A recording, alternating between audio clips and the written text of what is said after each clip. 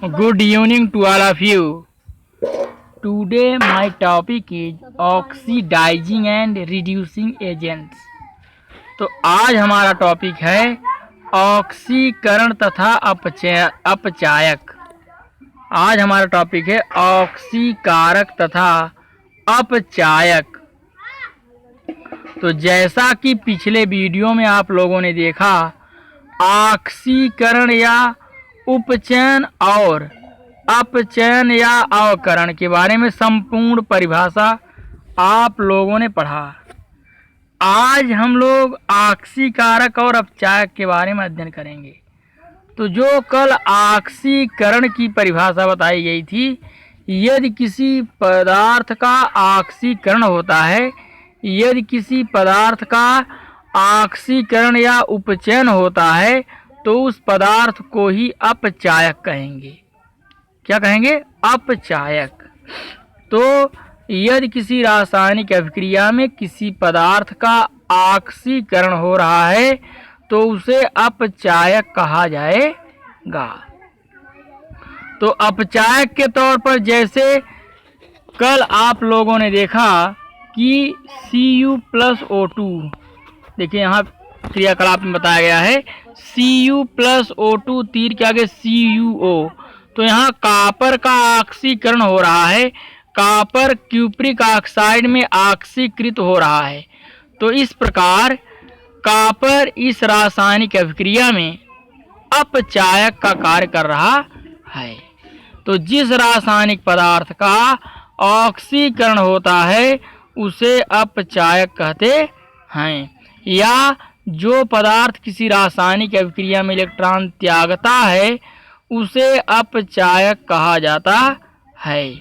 और जिस पदार्थ का रासायनिक अभिक्रिया में अपचयन होता है उसे ऑक्सीकारक कहते हैं। अर्थात जो पदार्थ रासायनिक अभिक्रिया में इलेक्ट्रॉन ग्रहण करता है उसे ऑक्सीकारक कहते हैं। उदाहरण के अनुसार देखिए लिखा है 2I पर माइनस प्लस Cl2 तीर के आगे 2Cl पर माइनस प्लस I2। जैसे पोटेशियम आयोडाइड की क्लोरीन से अभिक्रिया हो जाए तो बनेगा पोटेशियम क्लोराइड और आयोडीन गैस। तो इस प्रकार पोटेशियम क्लोराइड जो आपका है, पोटेशियम क्लोराइड बना किससे? क्लोरीन की मदद से बन रहा है। तो क्लोरीन जो है वह 2 इलेक्ट्रॉन ग्रहण कर रहा है इस रासायनिक अभिक्रिया में, तो इसे हम ऑक्सीकारक समझेंगे। तो Cl2 इस रासायनिक अभिक्रिया में ऑक्सीकारक का कार्य कर रहा है इलेक्ट्रॉन अवधारणा के अनुसार। इलेक्ट्रॉनिक अवधारणा के अनुसार यहाँ Cl2 2 इलेक्ट्रॉन ग्रहण कर रहा है, इसलिए क्लोरीन ऑक्सीकारक का कार्य कर रहा है, जबकि पोटेशियम आयोडाइड आपका अपचायक का कार्य कर रहा है। 2Ki प्लस Cl2 तीर के आगे 2KCl प्लस I2। तो जिस रासायनिक पदार्थ का रासायनिक अभिक्रिया में अपचयन होता है उसे ऑक्सीकारक कहते हैं, या जो पदार्थ अभिक्रिया में इलेक्ट्रॉन ग्रहण करता है उसे ऑक्सीकारक कहते हैं। अब अपचायक की बात कर लेते हैं। अपचायक में हमने जैसा कि पहले ही बताया कि जिस रासायनिक पदार्थ का ऑक्सीकरण होता है उसे अपचायक कहते हैं, या उपचयन होता है उसे अपचायक कहते हैं, या जो पदार्थ रासायनिक अभिक्रिया में इलेक्ट्रॉन ग्रहण करता है उसे इलेक्ट्रॉन त्यागता है उसे अपचायक कहते हैं। तो आपका देख सकते हैं 2Fe पर 3 प्लस 2I पर माइनस तीर के आगे 2Fe पर 2 प्लस प्लस I2। तो यहाँ आयोडीन आपका आयोडीन 2 इलेक्ट्रॉन त्यागता है, इसलिए यह अपचायक का कार्य कर रहा है। तो अपचायक आप बता सकते हैं सामान्य रूप से। आइए हम देखते हैं 2 उदाहरण, तो समझ में और अच्छा से आ जाएगा। देखिए जैसे लिखा है यहाँ 2FeCl3 प्लस H2S तीर के आगे 2FeCl2 plus 2HCl plus S। तो देखिए FeCl3 है, यहाँ FeCl2 है, तो FeCl3 से FeCl2 बने अब यह ऑक्सीकारक का कार्य कर रहा है। क्यों? क्योंकि यहाँ जो ऋणावेशित भाग है वह घट रहा है। तो यह FeCl3 से FeCl2 आपका ऑक्सीकारक का कार्य कर रहा है, क्योंकि ऋणावेशित भाग का घटाव हो रहा है। H2S अपचायक का कार्य कर रहा है। क्यों? क्योंकि इससे सल्फर अलग हो गया तो यह हुआ आपका ऑक्सीकरण अभिक्रिया, इसलिए H2S यहाँ पर अपचायक का कार्य कर रहा है। तो अपचायक मतलब जिस पदार्थ का ऑक्सीकरण हो, ऑक्सीकारक मतलब जिस पदार्थ का अपचयन हो। तो अब इसी के आगे है ऑक्सीकरण अपचयन अभिक्रिया या रेडॉक्स अभिक्रिया। तो यदि किसी रासायनिक अभिक्रिया में ऑक्सीकरण और अपचयन दोनों साथ साथ होती है तो उसे ऑक्सीकरण अपचयन अभिक्रिया या रेडॉक्स अभिक्रिया कहते हैं। तो देखा जाए किसमें क्या हो रहा है, एक पदार्थ का अपचयन हो और दूसरे पदार्थ का ऑक्सीकरण हो। अगर दोनों हो रहा है तभी इसे रेडॉक्स अभिक्रिया समझा जाएगा। उदाहरण देखिए, क्यूप्रिक ऑक्साइड में हाइड्रोजन मिला दिया गया है तो कॉपर आपका अलग हो गया प्लस जल बन गया, तो H2 से H2O बना, तो माने ऑक्सीकरण हुआ क्योंकि ऑक्सीजन की प्राप्ति हुई। CuO से क्यूप्रिक ऑक्साइड से कॉपर बना तो यहाँ पर अपचयन का उदाहरण हुआ। तो क्योंकि ऑक्सीकरण का ह्रास हो रहा है, नीचे ऑक्सीजन की प्राप्ति हो रही है, माने हाइड्रोजन से जल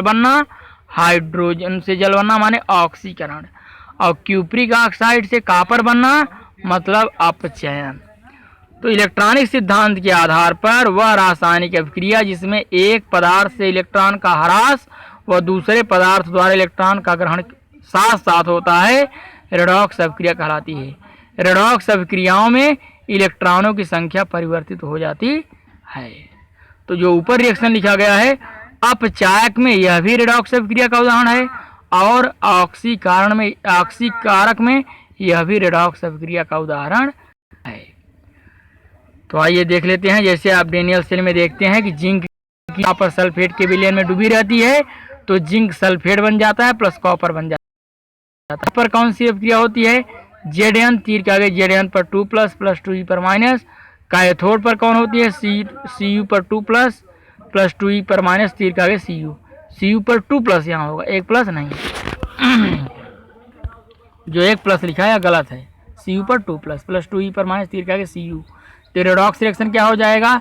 लेफ्ट को लेफ्ट साइड जोड़ेंगे, राइट को राइट साइड, इलेक्ट्रॉन से इलेक्ट्रॉन कट जाएगा, 2e से 2e कैंसिल हुआ, Zn प्लस Cu पर 2 प्लस, तीर के आगे Zn पर 2 प्लस Cu। तो Zn प्लस Cu पर 2 प्लस, तीर के आगे Zn पर 2 प्लस Cu। तो इस प्रकार डेनियल सेल में होने वाली रासायनिक अभिक्रिया रेडॉक्स अभिक्रिया का उदाहरण है। हम दिन प्रतिदिन रेडॉक्स अभिक्रिया का उदाहरण देखते रहते हैं। जैसे मर्क्यूरिक क्लोराइड है, यह स्टेनस क्लोराइड से रिएक्शन कर रहा है तो मर्क्यूरस क्लोराइड बनाएगा और स्टेनिक क्लोराइड बनाएगा। तो Hg पर 2 प्लस का अपचयन, Sn पर 2 प्लस का ऑक्सीकरण हो रहा है, अतः यह ऑक्सीकरण अपचयन अभिक्रिया या रेडॉक्स अभिक्रिया है। तो रेडॉक्स अभिक्रिया जो होती है वैसी रासायनिक अभिक्रिया है जिसमें ऑक्सीकरण और अपचयन दोनों साथ साथ होती है। और ऑक्सीकारक क्या है? रासायनिक अभिक्रिया में जिस पदार्थ का अपचयन होता है या अवकरण होता है उस पदार्थ को हम ऑक्सीकारक कहते हैं, और रासायनिक अभिक्रिया में जिस पदार्थ का ऑक्सीकरण या उपचयन होता है उसे अपचायक कहते हैं। तो ऑक्सीकारक और अपचायक दोनों आपके दिए गए हैं, उनको ध्यान से देखिए और समझिए। कहीं भी दिक्कत होता है, कहीं कन्फ्यूजन है तो आसानी से कमेंट के माध्यम से अवगत कराइए और हर समस्या का समाधान पाइए। बहुत बहुत धन्यवाद। इसमें किसी प्रकार कोई दिक्कत हो तो कमेंट कीजिए।